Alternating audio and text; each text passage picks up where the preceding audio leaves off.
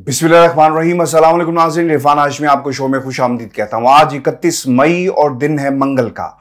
Viewers, 3 खबरों पर तफसील से बात करेंगे। पहली खबर, खान साहब को नए चैलेंजेस का सामना है। ये चैलेंजेस क्या है, इसे पर्दा उठाएंगे।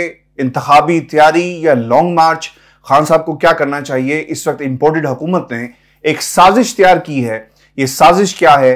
और एक खबर भी आपको आज के इस प्रोग्राम में देंगे कि एक सर्वे करवाया गया पाकिस्तान मुस्लिम लीग नून के अंदर, कोर कमेटी में ये रखा गया, और इस हवाले से भी प्रोग्राम में तफसीलात शामिल करेंगे। और जो सबसे बड़ा चैलेंज इस वक्त इमरान खान साहब के सामने है कि मुनहरिफ इलेक्टेबल्स के मुतबादिल के तौर पर किन लोगों को उतारा जाए। आज मुलाकात हुई पेशावर में कुछ सहाफियों के साथ खान साहब की, और कहा गया कि हम इस्तीफे दे चुके हैं और कौमी असम्बली में नहीं जाएंगे, लेकिन दूसरी तरफ जो सूबाई असम्बली है वहां पर जाने की तैयारी की जा रही है, ज़मीनी इंतखाब में हिस्सा लिया जाएगा। तो क्या ट्रैप खान साहब को किया जा रहा है, इस पर तफसील से बात करेंगे। और आज मरीम नवाज ने मीडिया से गुफ्तगू करते हुए कहा, खान साहब को पुकारते हुए कहा कि अपने बच्चों को मुल्क में लेकर आए, वो मुसलमान हैं, जहाद में शामिल हों।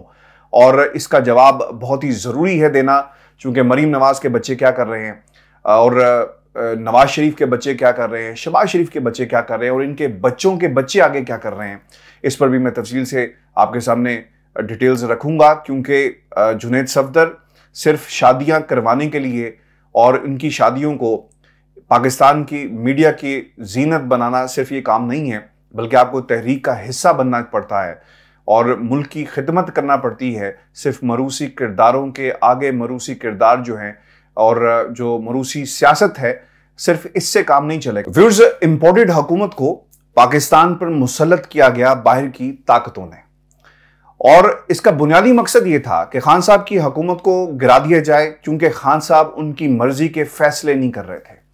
वो हर बात के ऊपर डट जाते। जब सवाल किया गया कुछ टेलीविजन चैनल्स के जरिए, और सिर्फ पल्स चेक करना चाहते थे कि पाकिस्तान का वज़ीर आज़म क्या सोच रहा है अमेरिका के हवाले से, और अगर ये सवाल पूछा गया, रखा गया, तकाजा किया गया कि हम आपसे एयर बेसिस मांगना चाहते हैं, क्या आप हमें एयर बेसिस देंगे, तो उसका जवाब आ गया कि अगर आप हमसे मांगेंगे, हम किसी सूरत भी आपकी जंग का हिस्सा नहीं बनेंगे। पैगाम पहुंच गया। अब ये वो फैसले थे जो खान साहब ने किए। सवाल पूछा गया कि आप रूस क्यों गए, जिस पर खान साहब ने अपनी तकरीरों में, जब से इस हुकूमत को गिराया गया, मुतादिद बार कह चुके हैं कि पाकिस्तान के ताकतवर हल्के फौज ऑन बोर्ड थी। और खान साहब ने यह भी कहा कि मुल्क का चीफ एग्जीक्यूटिव मैं था, तो ये फिर किससे सवाल कर रहे थे कि पाकिस्तान में इमरान खान की हुकूमत को गिरा दिया जाए। तो इसका मतलब यह हुआ कि एस्टेब्लिशमेंट का बुनियादी किरदार था पाकिस्तान के अंदर इस हुकूमत को गिराने के हवाले से। और अब ये बातें ऑन रिकॉर्ड पर मौजूद हैं, और खान साहब गाहे बगाए सिर्फ शुगर कोटेड अल्फाज के अंदर इसका जिक्र भी करते हैं। डायरेक्टली पाकिस्तान के ताकतवर हलकों के ऊपर इल्जाम नहीं लगाते, आराम से, खामोशी से और दबे अल्फाज के अंदर खान साहब ये कह देते हैं कि जनाब ये किसको कह रहे थे। तो ये इंपोर्टेड हुकूमत ने मुल्क के अंदर ये सब कुछ किया। अब व्यूअर्स, एक और साजिश जो है वो की जा रही है कि किसी तरह खान साहब को अंगेज रखा जाए। अंगेज कैसे रखा जाएगा, ये बहुत इंटरेस्टिंग है। कुछ चीजें मैंने इकट्ठी की हैं आज के इस प्रोग्राम के लिए, ताकि आपको इस वक्त पता चल सके कि खान साहब के सामने कौन से चैलेंजेस हैं और खान साहब को इससे कैसे निपटना चाहिए। अच्छा, अब ये जो साजिश है, इसके अंदर मुकदमात की शक्ल में एक प्रेशर बिल्टअप किया जा रहा है। आप रोज सुनते होंगे कि हमाद अजहर पे भी मुकदमा दर्ज कर लिया गया, फवाद चौधरी पे भी मुकदमा दर्ज हो गया, शाह महमूद कुरैशी के ऊपर, जो दीगर क्यादत है, उमर अयूब हो गए इमरान खान साहब के ऊपर, और फिर वज़ीर आला केपी, सीएम जो गिलगित बल्तिस्तान है, और फिर आज़ाद कश्मीर, ये तमाम लोग जो खान साहब के साथ उस जलसे में मौजूद थे, मुकदमात की एक ट्रेन चला दी गई है। होगा क्या कि इन्हें मुकदमात में उलझा दिया जाएगा। आप लीगल टीम को एक्टिव करेंगे, और अगर आपने पिछले कुछ दिनों में देखा हो तो खान साहब वकला से मिल रहे हैं, अपनी लीगल टीम को एक्टिव कर रहे हैं। आपको याद होगा हमने इसी प्लेटफॉर्म पे कहा था कि पाकिस्तान तहरीक इंसाफ के पास लीगल टीम सबसे माठी लीगल टीम है, और इसको मजबूत होना चाहिए। तो खान साहब ने, अगर कोई उन तक ये पैगाम पहुंचा, तो हमने उसमें बाद में देखा कि खान साहब बाकायदा वकला से मिल रहे हैं, वकला कन्वेंशन में भी जा रहे हैं, और अपनी लीगल टीम को मजबूत कर रहे हैं। क्योंकि अब आपकी जंग राना सनाउल्लाह जैसे लोगों से है, आपकी जंग आजम नजीर तारड़ जैसे लोगों से है जो आलाकार बने, आपकी जंग जो है वो एहसन भोन जैसे लोगों से है, क्योंकि वो बार के ऊपर काबिज है। तो आपको इस जंग को लड़ने के लिए बाकायदा अपना एक जो कबीला है उसे बड़ा करना पड़ेगा और खान साहब आप उस रास्ते पे चल निकले हैं। अंगेज किया जा रहा है केसेस की शक्ल में कि अगर केसेस बनाए जाएंगे तो तवज्जो हट जाएगी। तवज्जो कैसे हटेगी, ये भी बहुत इंटरेस्टिंग है। काफ लीग का बुनियादी किरदार होगा। काफ लीग ने शाह महमूद कुरैशी के जरिए यह पैगाम पहुंचाया खान साहब को कि आप ज़िमनी इंतखाब के ऊपर तवज्जो दें और अभी वक्त मजीद चाहिए पंजाब के अंदर, क्योंकि अगर हमने पंजाब को फतह कर लिया तो शायद फिर फैसले करने आसान हो जाएंगे। मैंने बहुत दफा ये आपको बात बताई कि काफ लीग ने हमेशा इस्टेब्लिशमेंट की सियासत की, और फिर लोगों ने ये सवाल भी मुझसे पूछा कमेंट सेक्शन के अंदर कि अगर ये काफ लीग सियासत कर रही थी इस्टेब्लिशमेंट की तो फिर क्या हुआ कि वो खान साहब के साथ जाके खड़े हो गए। यही तो गेम थी जो काफ लीग ने हमेशा की है। जब आप दूसरे की टीम में शामिल हों तो वहां से जो लोग आपके मेन हैंडलर्स हैं या जिनके साथ आप सियासत करते हैं जैसा एस्टेब्लिशमेंट, तो फिर फैसले करवाना आसान हो जाता है। तो काफ लीग का किरदार भी यहां पर एक मशकूक किरदार है। आपको याद होगा परवेज इलाही साहब ने, अब तो वो खान साहब के साथ खड़े हुए हैं, मारें भी उन्होंने खाई और उनके बेटे ने भी मार खाई, उनके साथ जितने लोग थे उन्होंने भी मार खाई, और बड़ा प्रोएक्टिवली पंजाब के अंदर सियासत को लीड कर रहे हैं क्योंकि आपने वज़ीर आला बनना है। लेकिन उससे पहले महर बुखारी के प्रोग्राम में जो खान साहब के बारे में कहते थे कि नैपीस बदल बदल के हम थक गए हैं, तो हमें वो प्रोग्राम और वो सियासत जो है वो नहीं भूलनी चाहिए। तो शाह महमूद कुरैशी के जरिए पैगाम भेजा गया कि अभी आप 1 महीना इंतजार करें। और 1 महीना इंतजार क्यों करवाया जा रहा है, मैं बारहा ही कह रहा हूं कि खान साहब को अपने लेफ्ट राइट लोगों को बड़े गौर से देखना चाहिए कि वो किस किस्म की सियासत कर रहे हैं। एस्टेब्लिशमेंट का पैगाम ये है कि किसी तरह ये बजट जो है वो गुजर जाए, और खान साहब को लॉन्ग मार्च से रोकने की कोशिश की जा रही है, और ये पैगाम काफ लीग की तरफ से दिया गया है कि अभी आप इंतजार करें। और इंटरेस्टिंग फैक्ट व्यूज इसके अंदर ये है कि खान साहब से अब ये गलत फैसला करवाया जा रहा है। 20 ज़िमनी जो इंतखाब है नशिस्तों के ऊपर, ये कहा जा रहा है कि जनाब आप बंदे तलाश करें और आपने सूबाई जो असम्बली, जो पंजाब की असम्बली है, इसमें अपनी हुकूमत बनानी है। बिल्कुल ठीक है, हुकूमत बनाएं, लेकिन ये आपके बयानी की हार होगी, ये गलत फैसला होगा। वो इसलिए कि आपका वोटर भी कंफ्यूज होगा पूरे मुल्क के अंदर, जहां जहां पर पाकिस्तान तहरीक इंसाफ का वोटर मौजूद है। एक तरफ आप कौमी असम्बली से इस्तीफे देकर कहते हैं कि हम अंदर नहीं जाएंगे, बस बहुत हो गया। दूसरी तरफ आप ज़िमनी इंतखाब के अंदर लोगों को तलाश कर रहे हैं। ये इसलिए भी एक गलत फैसला है क्योंकि आपका मुकाबला इलेक्टेबल्स है। याद रखिएगा, इलेक्टेबल्स जो जब हम बात करते हैं ना, इलेक्टेबल्स ऐसा एक नासूर है पाकिस्तान के जो इलेक्शन सिस्टम है हमारे इंतखाबात के अंदर, कि इनको वोट पड़ना ही पड़ना है। इनका एक अपना हल्का होता है, जिनको चाहे वो किसी भी जमात के साथ खड़े हो जाएं, राजा रियाज पाकिस्तान पीपल्स पार्टी से उनका ताल्लुक रहा, वो पीटीए में आए फिर उनको वोट पड़ गया। बाज लोग ये कहते हैं कि उन्हें पाकिस्तान तहरीक इंसाफ का वोट पड़ा, बिल्कुल ठीक है। अगर इनके नंबर्स को देखा जाए तो राजा रियाज की हद तक पाकिस्तान तहरीक इंसाफ का वोट, बल्ले का वोट पड़ा था। राजा रियाज के अंदर इतनी काबिलियत नहीं थी कि उसे वोट पड़ता, लेकिन फिर भी इलेक्टेबल्स की अपने अपने इलाकों के अंदर एक प्रेजेंस होती है और इन इलेक्टेबल्स को हमेशा वोट पड़ता है, चाहे वो किसी भी जमात के अंदर जो है वो चले जाएं। अच्छा, इस हवाले से भी मेरे पास एक खबर है, नून लीग ने एक सर्वे करवाया, वो मैं आगे चल के आपके सामने रखूंगा। लेकिन अगर खान साहब 20 नए लोगों को, जिस तरह दरखास्तें मांगी गई हैं कि कौन इंटरेस्टेड है, मैदान में उतारते हैं, और अगर खुदा ना खास्ता पाकिस्तान तहरीक इंसाफ के ये नए लोग जो हैं वो हार गए, तो इसका एक इम्पैक्ट पड़ेगा पाकिस्तान के इंतखाबात के ऊपर, पाकिस्तान की तहरीक इंसाफ की सियासत के ऊपर। लोग कहेंगे कि ये लोग जिसका आप बयानिया बनाकर चल रहे थे कि इन इलाकों में वो जो लोग हार गए, जो लोटे हो गए, इनको कोई वोट नहीं देगा, इनकी शादियों में कोई नहीं जाएगा, तो देखें दोबारा अवाम ने इन्हीं हलकों से इन लोगों को हरा दिया, और जो इलेक्टेबल जिनके ऊपर आप तनकीद करते थे, जो लोटे हो गए, उन्हें दोबारा नॉमिनेट कर दिया, इलेक्ट कर लिया, और वो इलेक्शन जीत के। तो ये ऐन मुमकिन है। याद रखिएगा, खान साहब का मुकाबला पाकिस्तान के ताकतवर हलकों से भी है, इमरान खान का मुकाबला पाकिस्तान की अदलिया से भी है, इमरान खान का मुकाबला एक जमात से नहीं 13-14 जमातों से है। और फिर इसमें एक और इफेक्ट है, व्यूअर्स याद रखें कि 13-14 जमातें अगर एक मुश्तरका उम्मीदवार मैदान में उतार दें इन 20 नशिस्तों के ऊपर, क्योंकि ये डू एंड डाई सिचुएशन है, तो फिर क्या होगा?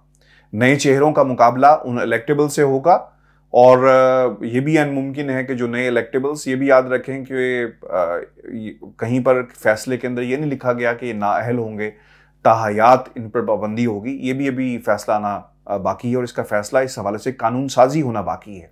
तो अगर ये दोबारा इंतखाबात में लोग चले गए तो पूरी 13-14 जमातें जो हैं वो जोर लगा देंगी अपने मुश्तरका उम्मीदवार को जिताने के लिए, तो फिर खान साहब को एक जो है वो ड्रॉबैक हो सकता है, धचका लग सकता है। तो मेरा ये मशवरा ये है, और जो हमें पॉलिटिकल सिचुएशन इस वक्त ग्राउंड पे नजर आ रही है, ये फैसला दुरुस्त नहीं होगा कि आप कौमी असम्बली से इस्तीफे दे दें और पंजाब के अंदर जो है वो कुछ लोगों को सिर्फ वज़ीर आला बनाने की हद तक आप इतनी बड़ी कुर्बानी दें, यानी अपने पूरे बयानी की कुर्बानी दे दें। तो आपको पहचानना होगा इन बीरबलों को जो आपको लॉन्ग मार्च डिले करने की बात कर रहे हैं, और फिर दूसरी तरफ वो चाहते हैं कि इन 20 नशिस्तों के ऊपर भी लोग जो है वो मुंतखब होकर आ जाएं, क्योंकि पाकिस्तान तहरीक इंसाफ का वोटर कंफ्यूज हो चुका है अगर आपने मजीद इस किस्म की पॉलिसी को आगे परस्यू किया। व्यूअर्स, इंटरेस्टिंग फैक्ट इसमें यह भी है कि राजा रियाज 28 लोगों का ये धड़ा है, आपको इसके मुकाबले में भी अपने लोगों को तैयार करना होगा। एकदम से लोग कहां से आएंगे, यह भी बहुत इंटरेस्टिंग फैक्ट है। लोग ये कहते जरूर हैं कि आप नए लोगों को, नजरियाती लोगों को आप वोट जो है टिकट दें और उनका मुकाबला करेंगे, लेकिन ये इतना आसान नहीं होगा। आपको फोकस करना है बड़े इंतखाबात के ऊपर, ज़मीनी इंतखाबात का भूल जाएं, क्योंकि अगर आपने अपनी एनर्जीज इस पे लगा दी तो फिर आपका जो मेन गोल है लॉन्ग मार्च का और आम इंतखाबात का, शायद आप उससे दूर हो जाएं। फिर तरीन ग्रुप से भी आपने लड़ना है, वो भी एक बहुत बड़ा धड़ा है जनूबी पंजाब का। फिर अलीम खान ग्रुप जो है वो भी एक सर उठा रहा है। तो ये 3 धड़ों से आपका पंजाब के अंदर मुकाबला है, और यही वो साजिश थी जो पाकिस्तान तहरीक इंसाफ के खिलाफ लड़ाई की।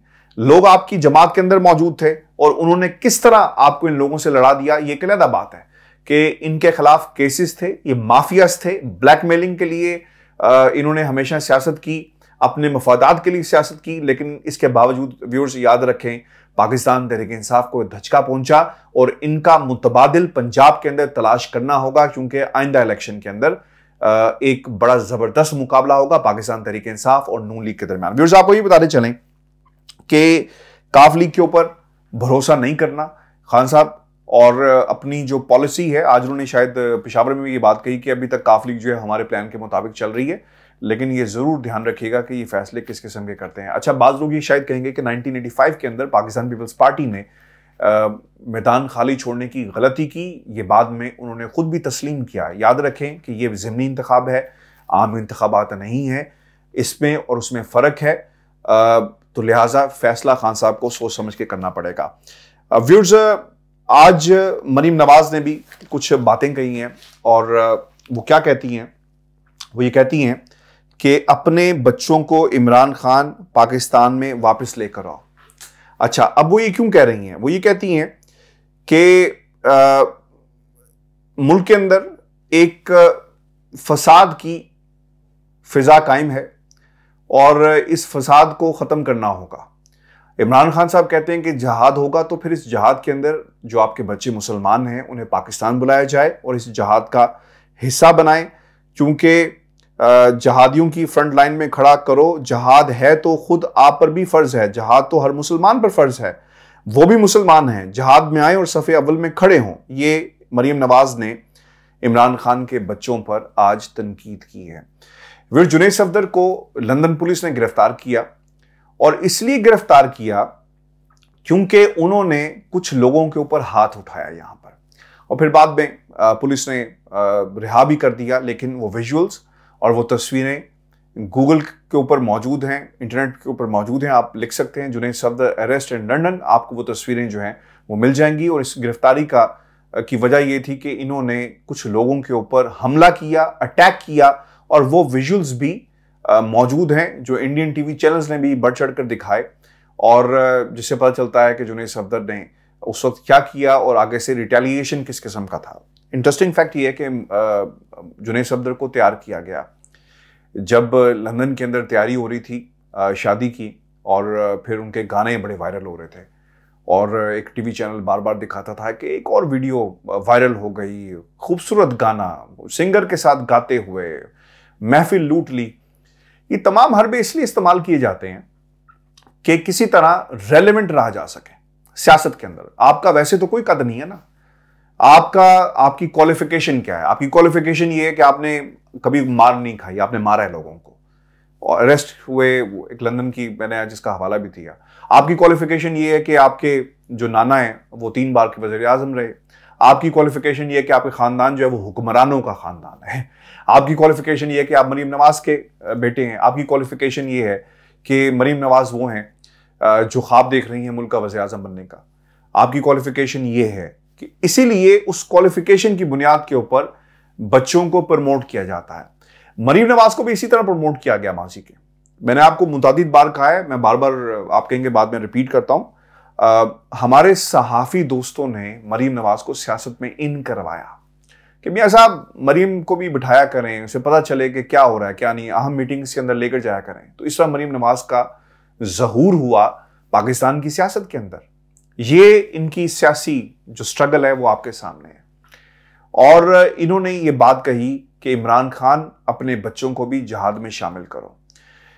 मरीम नवाज ने पाकिस्तान की सियासत में रेलेवेंट रहने के लिए शादी को भी नहीं छोड़ा और तमाम तर तवज्जो लोग ये कहते रहे कि शायद मरीम नवाज पे थी, रोज नए कपड़े पहनकर वो शादी में आ जाती।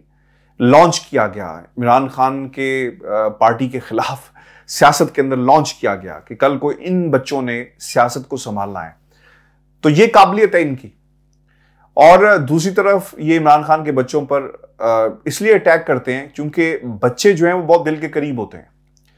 और जब आप खानदान के लोगों पर बात करेंगे, बच्चों पर बात करेंगे, तो फिर ऑब्वियसली इसका एक इम्पैक्ट जो है वो जरूर पड़ता है और आगे से आप तवक्को करेंगे कि शायद उसका जवाब आए। हसन नवाज के बच्चे भी लंदन में हैं, हुसैन नवाज के भी बच्चे लंदन में हैं। मेरी उनसे कई दफ़ा बात भी हुई, अब तो खैर नहीं होती क्योंकि वो पसंद नहीं करते हैं, लेकिन वो लंदन में ही हैं और लंदन में ही रहेंगे। ये उनका मुल्क है। पाकिस्तान पे सिर्फ वो हुक्मरानी करने के लिए जाते हैं और वो तैयार किया जा रहा है। कम अज़ कम खान साहब ने कभी ये दावा तो नहीं किया ना कि मेरे बच्चे आकर कल को सियासत में संभालेंगे। मैंने बहुत पहले ये बात कही थी और मैं आज भी इस पे कायम हूं कि इन मरूसी किरदारों की सियासत मरूसियत के जरिए ही चलेगी। खान साहब की मिरास क्या है? खान साहब की मिरास ये है कि आप जैसे लोग सुनने वाले हैं और मेरा जैसा बोलने वाला है और हमारे जैसे कई लोग ऐसे होंगे जो पाकिस्तान के अंदर चाहते हैं कि मरूसियत ख़त्म हो। मैं सबसे ज़्यादा एंटी ये जो आपके मरूसियत है इसके हूँ कि मैं नहीं चाहता कि पाकिस्तान की तकदीर जो है वो चंद घरानों के हाथ में हो। आम आदमी ऊपर नहीं आ सकता और जब आम आदमी ऊपर नहीं आएगा तो फिर यही किरदार हमारे ऊपर हुक्मरानी करेंगे। तो खान साहब ने कभी ये दावा नहीं किया। मरीम ये दावा ज़रूर करती हैं और सवालात प्लांट किए जाते हैं कि जुनैद सफदर सियासत में आएगा। जी, वक्त आएगा तो ज़रूर आएगा, क्यों नहीं आएगा? सियासत जो है उसका हक बनता है। तो इस किस्म की तरीकों से इन लोगों को दोबारा पैराशूटर्स जो हैं वो आपको इस जमात में नजर आएंगे। और ये आज मरीम ने बातें कही। आज मरीम ने एक और बात कही कि इमरान खान को साकिब निसार की तलाश है। अरे आपको भी तो मलिक क़य्यूम की तलाश है। अगर वो चीफ जस्टिस साकिब निसार की तारीफ करते हैं और उन्हें सादिक और अमीन का लक़ब मिल गया, आपसे हजम नहीं हो रहा। आपको भी तो कल के चीफ जस्टिस काजी फैज ईसा की तलाश है और जिस किस्म का आपने महाज बनाया, खूबसूरती के साथ एक लॉबिंग कर रहे हैं, तो आपके पास भी तो बहुत सारे ऑप्शंस हैं और ऑप्शंस आप क्रिएट कर रहे हैं। आपके पास पूरी पाकिस्तान की अदालतें मौजूद हैं जो आपके हक में फैसले दे रही हैं। ये अजब दास्तान है व्यूअर्स के लाहौर हाई कोर्ट ने चैलेंज हुआ है मामला हमजा शहबाज के हवाले से, लेकिन इस पर फैसला नहीं आ रहा, बल्कि काबीना भी बन रही है, हलफ भी ले लिया गया। तो आपके पास भी तो मलिक क़य्यूम जैसे बहुत सारे जजेस मौजूद हैं जो आपकी मर्जी के मुताबिक जो है वो फैसले कर रहे हैं। ये बात मत किया करें कि इमरान खान को जो है वो साकिब निसार की दोबारा जो है वो तलाश है। अब व्यूअर्स असम्बलियों में नहीं जाएंगे, खान साहब को ये सोचना है और ये फैसला करना होगा क्योंकि इससे बयानिया जो है कमज़ोर होगा। और मैं जाते जाते वो खबर भी आपके साथ शेयर कर लूँ जो बहुत इंपॉर्टेंट है। मुनहरिफ अराकीन के हवाले से एक सर्वे करवाया गया है। इस सर्वे में पूछा गया कि अगर जो मुनहरिफ अराकीन जिनसे हमने टिकट का वादा किया था नून लीग के अंदर, अगर इनको हमने टिकट दी तो क्या उन्हें वोट मिलेगा? जिन जिन हलकों में ये मौजूद थे, इस सर्वे के रिजल्ट्स आ गए हैं और इस रिजल्ट के मुताबिक लोगों ने इनको ज़बरदस्त तरीके में इसकी मुखालफत की और कहा कि किसी सूरत भी वोट नहीं दिया जाएगा। अब पाकिस्तान मुस्लिम लीग नून ने एक फैसला किया है कि इन तमाम मुनहरिफ अराकीन को जिनसे वादा किया गया था इन्हें टिकटें नहीं मिल रही और शायद नदामत और पछतावा इनका मुकद्दर बन जाएगा। व्यूअर्स, ये आज की हमारी वीडियो थी। टाइम काफ़ी वीडियो का हो गया, फिर आप लोग जो है गिला करते हैं। बहुत सारी बातें मैं मजीद भी कर सकता हूँ, लेकिन इंशाल्लाह वो तमाम हकाइक जो है वो हम अपनी अगली वीडियो में आपके साथ शेयर करेंगे। कमेंट्स भेजिएगा, चैनल को जरूर सब्सक्राइब करें। इजाज़त दीजिए, अल्लाह ने के बाद।